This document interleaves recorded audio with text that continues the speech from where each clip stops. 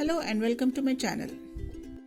ఏ పండగైనా పిండి వంటలు లేని పండగే అనిపించదు. స్పెషల్లీ మురుకులు అంటే పిల్లలు పెద్దలు అందరూ ఇష్టపడతారు. అసలు వచ్చేసి మురుకులను బియ్యంని కడిగి నానబెట్టి ఆరబెట్టి తర్వాత పిండి కొట్టించి చేస్తారు. కానీ మనం ఇవాళ ఇన్స్టెంట్ మురుకులు ఎలా తయారు చేయాలో చూద్దామా. దీనికోసం ఫస్ట్ ఆఫ్ ఆల్ ఒక గిన్నెలో మనం 1 కప్పు బియ్యం పిండి తీసుకుందాం. ఇది మీరు ఏ షాప్లో అయినా కొనవచ్చు. తర్వాత 1/2 కప్పు శనగపిండి, 1/2 టీ స్పూన్ కారం మీరు ఎక్కువ తక్కువ మీ టేస్ట్ ప్రకారం వేసుకోవచ్చు.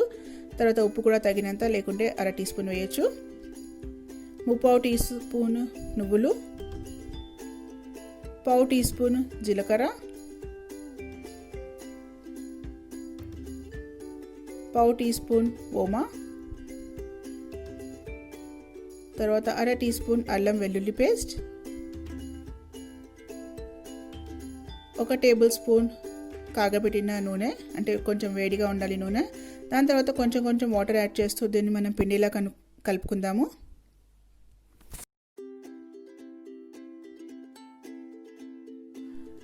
అయితే కొంచెం నీళ్ళు వేస్తూ దీన్ని కలపాలి. మరి నీళ్ళు ఎక్కువ కూడా పట్టవు దీనికి.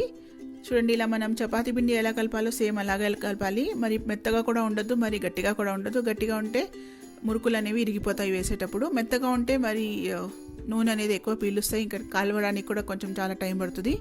చూడండి, మంచిగా ఇలా పిసికిన తర్వాత ఇప్పుడు మనం దీన్ని ఫ్రై చేసుకుందాము. దీనికోసం మనం ఇది ప్రెస్ లేకుంటే మురుకుల గొట్టమంటారు కదా, అది ఇలా చిన్న హోల్స్ నేను తీసుకున్నాను. ఒకవేళ మీకు ముందటి నుంచి అలవాటు ఉంటే మీరు డైరెక్ట్ నూనెలో వేసుకోవచ్చు. లేదు అనుకుంటే ఇలా నేను చూపించే విధంగా కూడా చేసుకోవచ్చు. చూడండి, ఫస్ట్ పిండిని మనం ఇలా దీంట్లో వేసేద్దాము. దాని తర్వాత ఒక ప్లేట్ లేకుంటే ఒక గరిటె మీద నూనె రాసుకుందాం. ఇలా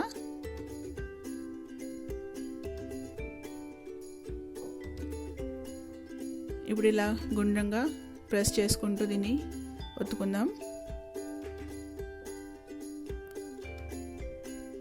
ఇప్పుడు కాగిన నూనెలో కొంచెం టెస్ట్ చేయడానికి కొంచెం ఒక చిన్న ముక్క వేసి చూద్దాము. చూడండి, ఇలా పైకి వచ్చేసింది, అంటే నూనె అనేది కాగినట్టే. ఇప్పుడు మనం మురుకులను ఫ్రై చేసుకుందాము. చూడండి, ఇలా మెల్లగా తీసివేయాలి, లేకుండా మురుకులు విరిగిపోతాయి.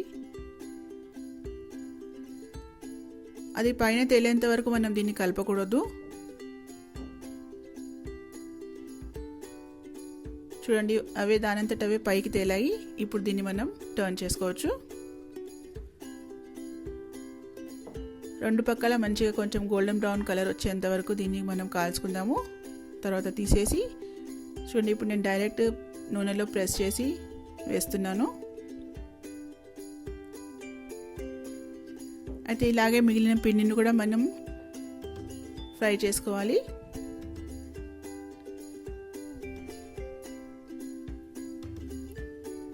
చూడండి, ఇలా పైన తేలే తర్వాతే దీన్ని మనం టర్న్ చేయాలి, లేకుంటే ఇరిగిపోతాయి అన్నమాట.